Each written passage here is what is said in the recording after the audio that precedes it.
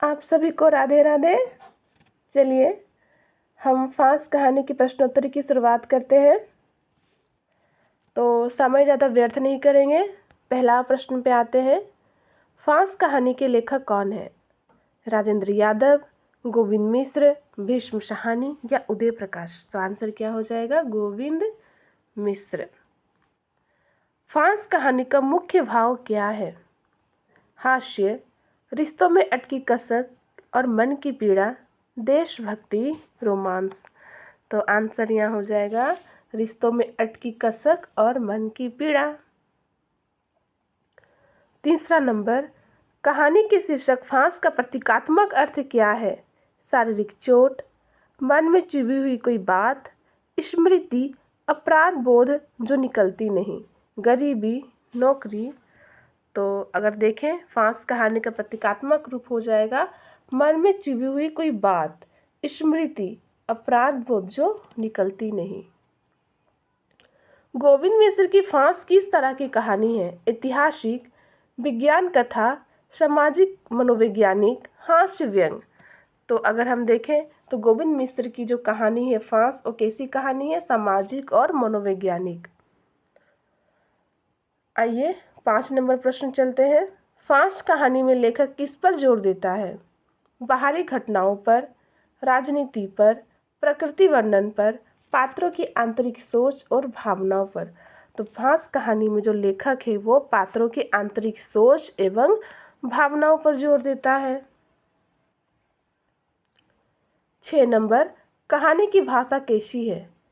क्लिष्ट, संस्कृतनिष्ठ, सरल, सहज, संवेदनशील, काव्यात्मक, अंग्रेजी मिश्रित? तो अगर उसकी भाषा को देखें तो भाषा कैसी है? सरल, सहज और संवेदनशील है, क्योंकि इसमें किसी भी कठिन प्रकार के शब्दों का प्रयोग नहीं हुआ है। ठीक है। और ये जो कहानी, ये गांव में कहानी लिखी गई थी, गांव के ऊपर कहानी है, तो इसकी भाषा बहुत ही सरल है, सहज है। अगर हम एक बार भी कहानी पढ़ते हैं तो कहानी हमें आराम से समझ में आ जाती है। 7 नंबर, फांस कहानी में पात्रों के बीच का रिश्ता कैसा दिखाया गया है? जटिल, उलझा हुआ, अनकही बातों से भरा, बहुत सरल, दुश्मनी वाला, रिश्ता ही नहीं है? तो क्या हो जाएगा यहाँ पर आंसर? तो अगर हम देखें तो उनके बीच रिश्ता कैसा था? जटिल, उलझा हुआ, अनकही बातों से भरा। गोविंद मिश्र फांस के जरिए क्या दिखाना चाहते हैं? गांव का जीवन, व्यक्ति के भीतर छिपा अपराध बोध, पछतावा और अधूरी इच्छा, युद्ध, विज्ञान की तरक्की? तो वो कहानी के जरिए दिखाना चाहते हैं कि व्यक्ति के भीतर जो छिपा हुआ अपराध बोध होता है, पछतावा होता है, यानी जो 2 युवक थे उनके घर जो चोरी करने के लिए आए थे पर वो नहीं कर पाते हैं पलटू की माँ के व्यवहार को देखकर। ठीक है, तो उनका मन भी बदल जाता है और वो चोरी नहीं कर पाते हैं। चलिए 9 नंबर, कहानी का अंत आमतौर पर कैसा होता है? सुखद, खुला, अस्पष्ट, पाठक को सोचने के लिए छोड़ देता है, हास्यपूर्ण या अचानक से मौत? तो कहानी का अगर आमतौर पर हम अंत देखें तो कैसा होता है? खुला होता है, अस्पष्ट होता है, पाठक को सोचने के लिए छोड़ देता है या मजबूर कर देता है। तो आप देखिएगा ना, बहुत सारी कहानी ऐसी होती है ना कि उसका अंत जो है वो पाठक के लिए ही छोड़ दिया जाता है, और कोई कोई कहानी पूरा स्पष्ट तरीके से समझा दिया जाता है। तो जो कहानी का जो आमतौर पर जो अंत होता है वो खुला और अस्पष्ट या पाठक को सोचने के लिए छोड़ देता है। ठीक है। आइए 10 नंबर देखते हैं। फांस कहानी का मूल संदेश क्या है? हमेशा सच बोलो, पैसे से सब ठीक हो जाता है, मन में दबी बात समय के साथ फांस बनकर चुभती रहती है, या गांव छोड़ दो? तो अगर संदेश क्या है कि मन में दबी बात समय के साथ फांस बनकर चुभती रहती है। फांस कहानी का मुख्य विषय क्या है? ग्रामीण जीवन, सामाजिक विषमता, मनुष्य के मन की पीड़ा और संवेदना, या राजनीतिक संघर्ष? अगर हम देखें तो फांस कहानी का मुख्य विषय क्या हो जाएगा? मनुष्य के मन की पीड़ा और संवेदना। कहानी में फांस का प्रतीक क्या है? कांटा, मानसिक कष्ट या चुभन, पेड़ की शाखा, हथियार? तो इसका फांस कहानी का प्रतीकात्मक रूप अगर देखेंगे तो आंसर क्या हो जाएगा? मानसिक कष्ट या चुभन। लेखक ने कहानी में किस भावना को प्रमुखता दी है? हास्य, वीरता, करुणा या क्रोध? तो किसको दी है? करुणा को प्रमुखता दी है लेखक ने यहाँ पर, ठीक है। जब आप कहानी पढ़ेंगे तो बहुत करुण भावना को दिखाया गया है।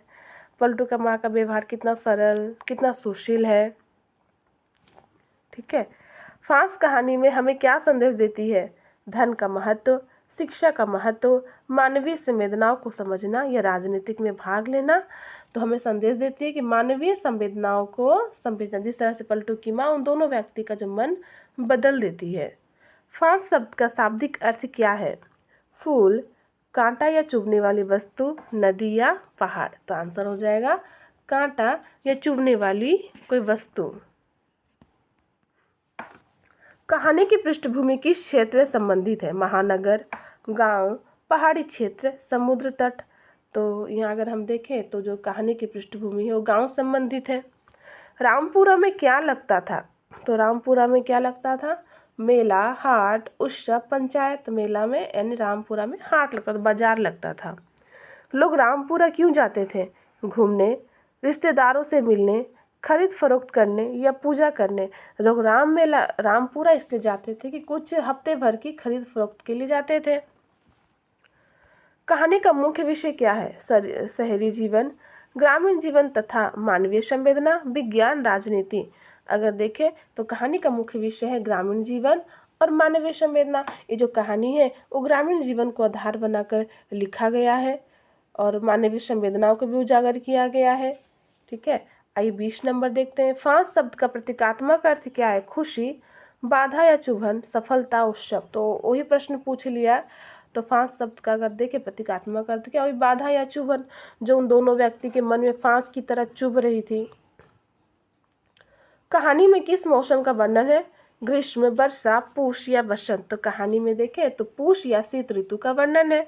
नहीं कहते हैं, दूसरा व्यक्ति कहता है बड़ी ठंड है, बड़ी ठंड है, और दूसरी तरफ वो देहरी की तरफ चला जाता है। कहानी में गांव के लोग हाट से लौटते समय किस साधन का उपयोग करते थे?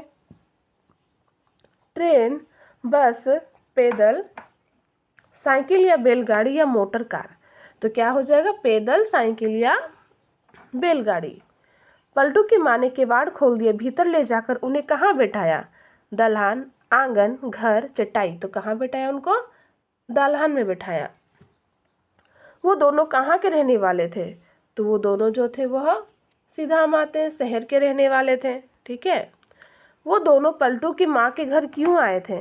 क्यों आए थे? खाना खाने, बात करने, चोरी करने, काम करने। क्यों आए थे? चोरी करने आए थे। पलटू की माँ कहाँ की रहने वाली थी?